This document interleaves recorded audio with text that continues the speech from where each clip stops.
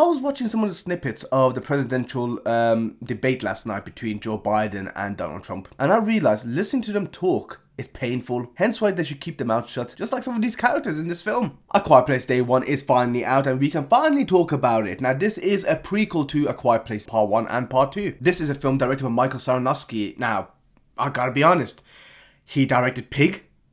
I didn't know how to feel about the film. When I heard he was attached to this project, I wasn't hyped. But there actually are more positives than negatives with this movie. Joseph Quinn and Lupita Nyong'o, great chemistry. They worked with each other. And I'm glad to see that, especially with the character of Lupita Nyong'o. She has terminal cancer, which kind of gives a different outlook to what's happening around the world. This is a person who's already accepted that death is on their doorstep. Now, seeing an alien invasion, it brings a new characteristic to that character, and a character who has nothing left to live for will tend to be unapproachable, distant. You don't want to have any connections with anyone, and that's what happened with her until we see the events of A Quiet Place actually unfolding. You have a multitude of death angels crashing down into the Earth atmosphere, and yes, we call them death angels because that's what one of them were called in a newspaper clipping, so we're just going to stick with that name. It does have quite a few beautiful moments of companionship, friendship, and also human moments as well, so it does capture that quite well.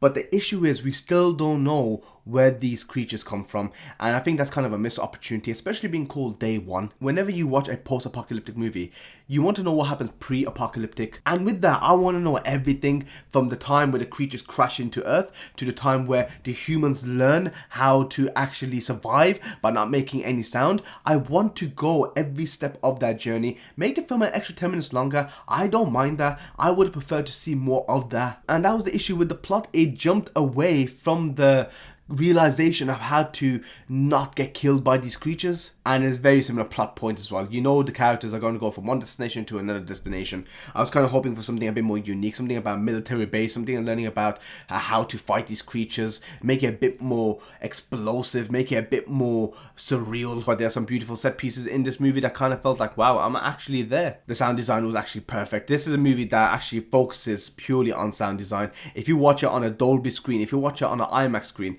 trust me, you feel every single riveting moment where there is silence, and that is the irony behind it. There is no sound, but every single second there is pin drop silence. You can feel the tension rising. However, this movie didn't feel something new. It felt something a bit repetitive, but it was fun to watch. I don't hate this movie. I don't think it's a brilliant movie, but it's a good film within the franchise now. Now, whether or not you go to the cinemas to watch this is totally up to you. You can actually watch it at home, and it won't affect you as much unless you don't have like a subwoofer or surround sound system like I do, and that is what I tend to do now. I like to watch my movies with subwoofer and a surround sound system. It just gives me that immersion. A Quiet Place Day 1 is now out in cinemas. This is a movie which I still enjoyed despite the small plot holes. Have you seen A Quiet Place Day 1? Let me know in the comments.